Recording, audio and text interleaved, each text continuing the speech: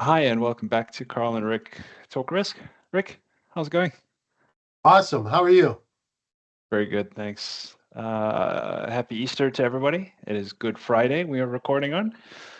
It's could be Gray Friday where I am, but it's okay. It's not And raining. it is Sunny Friday. And for those who are interested, yes, as soon as we're done here, I am going to church. But anyhow, Nice. Yeah, we are gathering Easter eggs for my son to hunt down on Sunday. So that it'll be his first. It'll be interesting. They're not going to be chocolate. That would be a oh mess. man, you're no fun. Well, okay, there'll be one or two chocolate ones. Okay. Well, Rick, talking of games, let's have some fun today. All right. Unlike all the other Oh, times. finally, at last. What do you have in mind? Yeah, might. Um, yeah, so risk. We talk a lot about creativity, thinking outside the box. One of the best ways to do that is board games. And I would even include video games in that. And I was wondering if we could throw out some of the best board games for risk managers and why. Um, I'll get started with a classic because I played it most recently. Chess. Chess is, I think, a fantastic game for risk managers. Uh, I'll give one reason. One of the best reasons is you're up against an opponent. Unlike, sometimes risk managers can get into the habit of relying on the models and the data and everything. But I think it's good to know that there's somebody sitting aside on the other side of trades, on the other side of markets, with their own views on how things should go and what strategy they're going to follow. So chess gets you into that mindset, and you also have to look far ahead. You can't just focus on what you're doing right now. You have to figure out how it fits into your grander strategy and where you're going with it. Um, Plus, I think chess is a lot of fun. Can be a lot of fun, especially if you play speed chess and you're both a bit harried and sweaty at the end of a chess game. I think it's a lot of fun. Uh, what do you think, or what board game would you suggest? Well, I was going to disagree greatly with you until you brought up speed chess. I actually think Oh, speed chess is far better. Oh, by the way, I say hmm, this never having played speed chess, but uh, at the risk of being labeled an uber nerd, have been known to occasionally change to the game channel, which is showing games of speed chess. okay. And I do that solely to see whether or not I'm still brain dead and whether or not I can actually try to keep up. And I used to, one of my favorite pastimes to de stress after work when I worked in lower Manhattan. And although I never plunked down the money, which I kind of regret, was to watch the hustlers playing speed chess with the Wall Street types at the end of the day. Um, and of course, Okay. I'm dating myself here because that was all in the park beside the uh, uh, train to Newark. So of course, 9/11 obliterated everything and all associated with that. I forget the name of the park. Right. Uh, people who worked in Lower Manhattan pre 9/11 will know exactly what I'm talking about. Okay. Um, when you first brought up chess, I thought everything that you said is dead freaking wrong because I immediately think of tic tac toe as being a simpler form of chess. So if you want to program, Okay.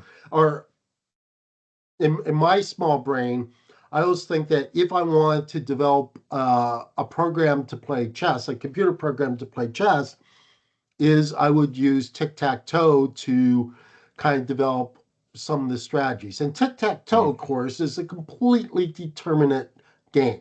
If you have two perfect players, there will never be a winner of tic tac toe.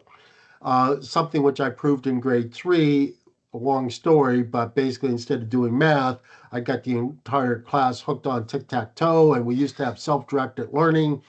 And because I got everyone addicted to tic-tac-toe, uh, the self-directed learning got killed because so much for socialized education.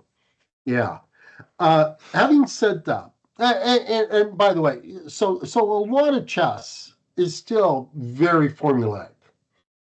Okay, and particularly Hmm. at the upper levels where you literally, yes, there's one person sitting at the table, but Hmm. you literally have a team behind you developing strategies, and particularly if it's something like the World Championships where you're playing, 11 or, best of 18 or whatever.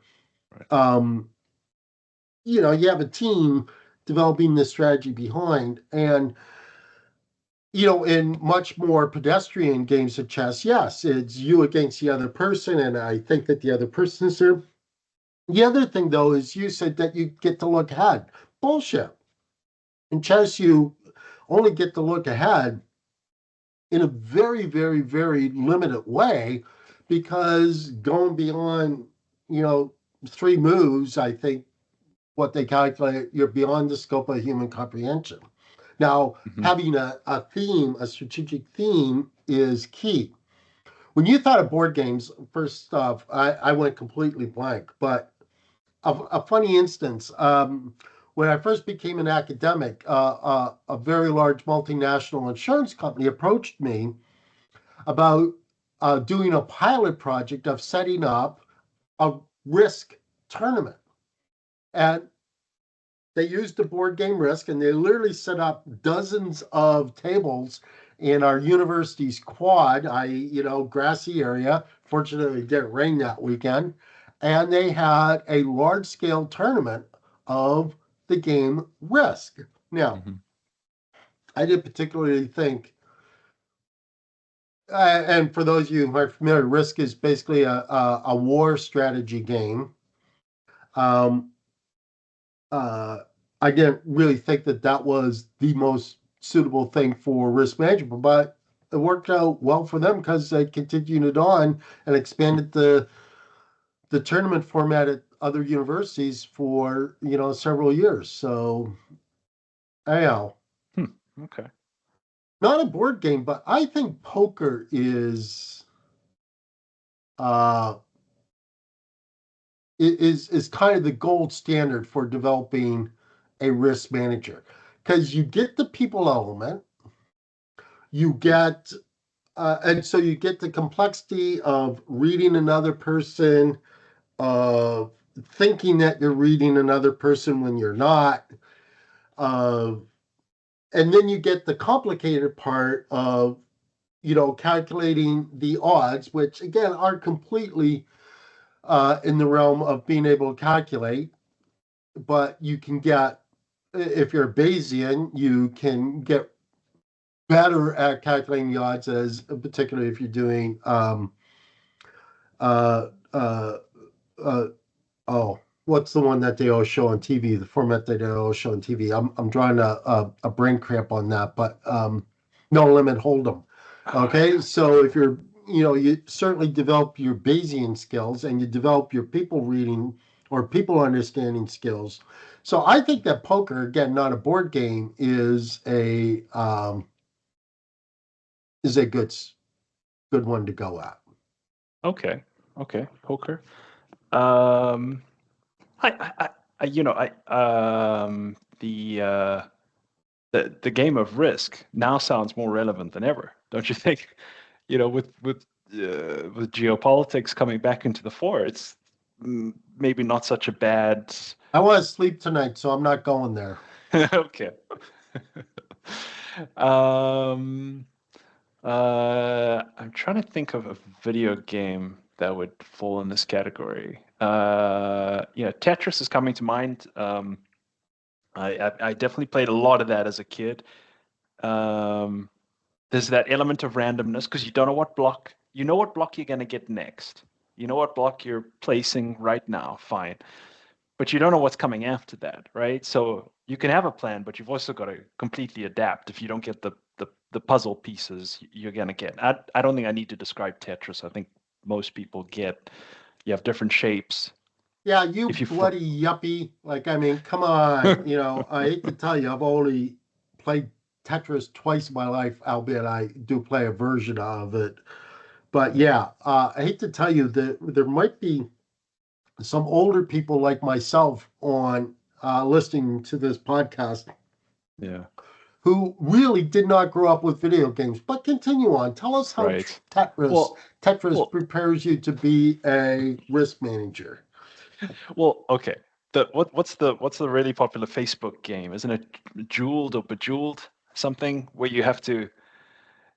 Okay, maybe not popular for you. You're on your own on this part, buddy. Okay, but that one's basically Tetris too. You get enough of the of a similar thing together, and they all explode, and you've got to get rid of all the pieces. In Tetris, you need to form a line, then it disappears, and the point is to clear the board. You shouldn't have any pieces at all.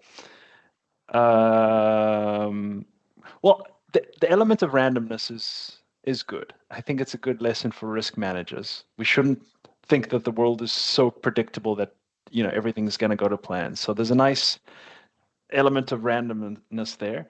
Um, there isn't a two-player version from what I'm aware of.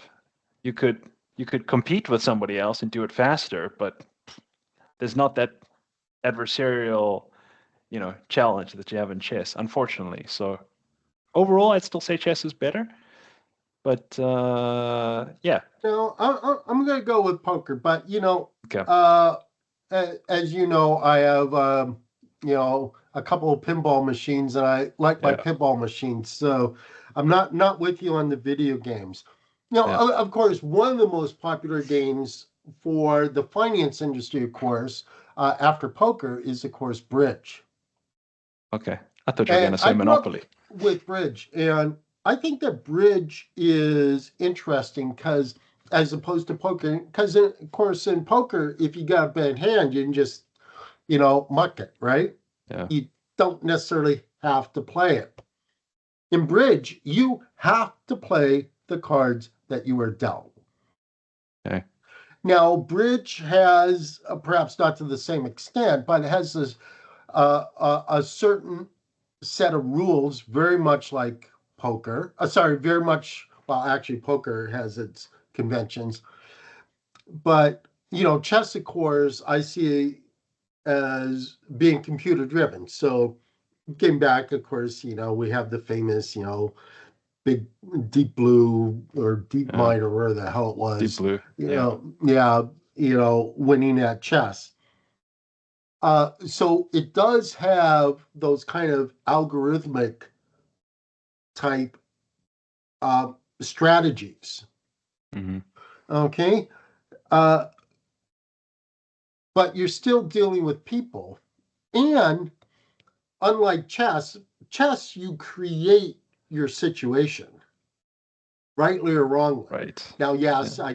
if you're black, you're starting second, so you don't Yeah. 100% create your situation, but you more or less create your own situation.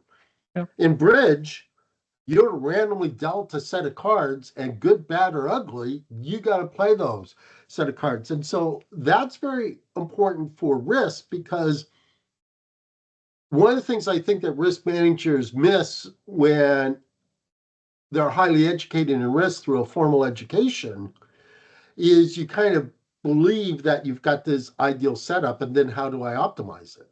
Well, generally, you got Yeah. something that's a complete unmitigated mess Yeah. that can't be optimized. And bridge teaches you the humility of not making a bad situation worse, and realizing that sometimes you're just going to get really crappy hands, and guess what? You have to deal with it. Yeah. Yeah. And sometimes you're going to get really good hands, and you got to maximize it. And Yeah. again, I realize I'm beating a dead horse here and people are exasperated with me, but risk is managing the upside as much as it is managing the downside. Yeah. Yeah. Um, I'm guessing in bridge you can't do as much. Are you swapping out cards all the No. time? Are you changing your? No, you're So you're really are basically stuck with dealt, what you got.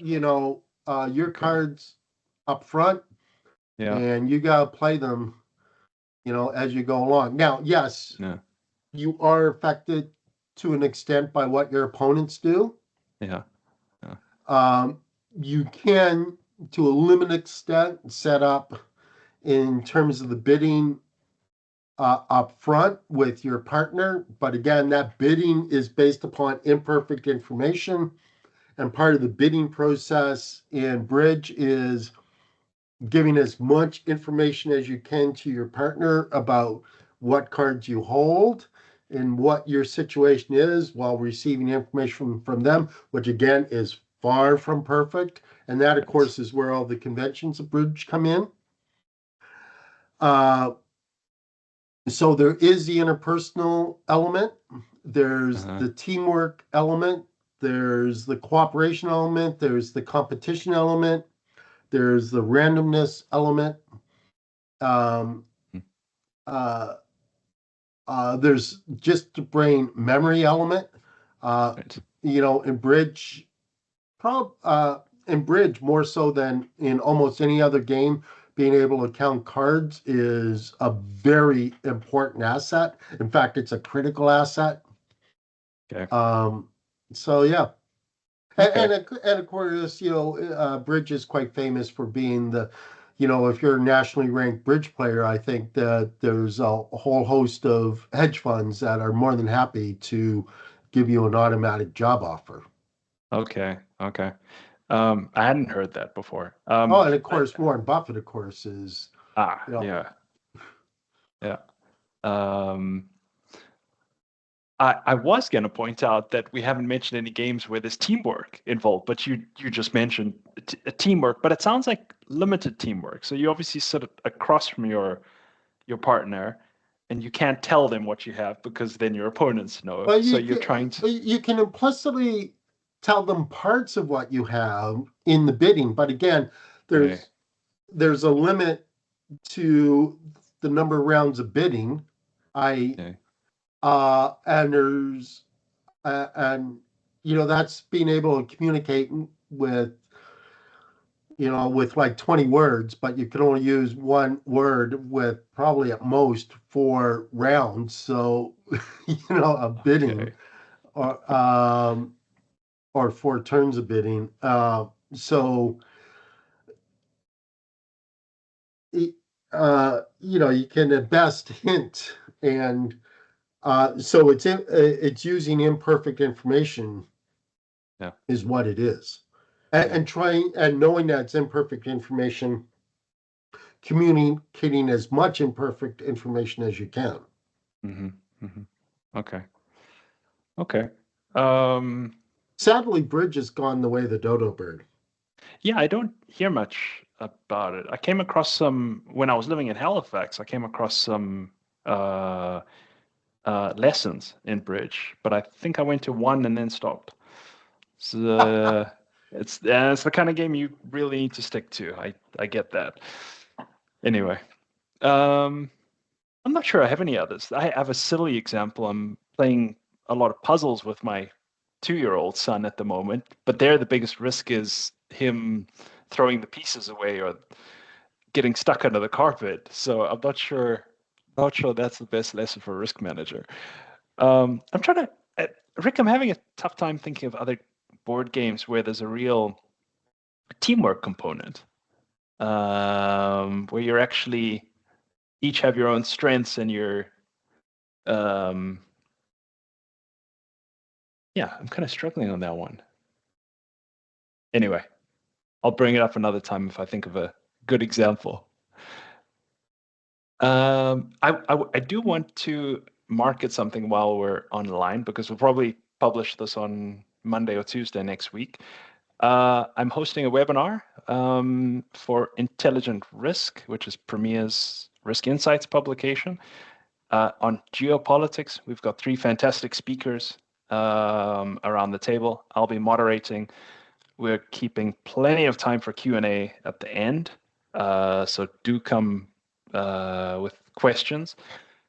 And it should be a really fun hour-long webinar. So hope you can attend. Rick, I hope you can attend too. I'm not sure if it's at a convenient time.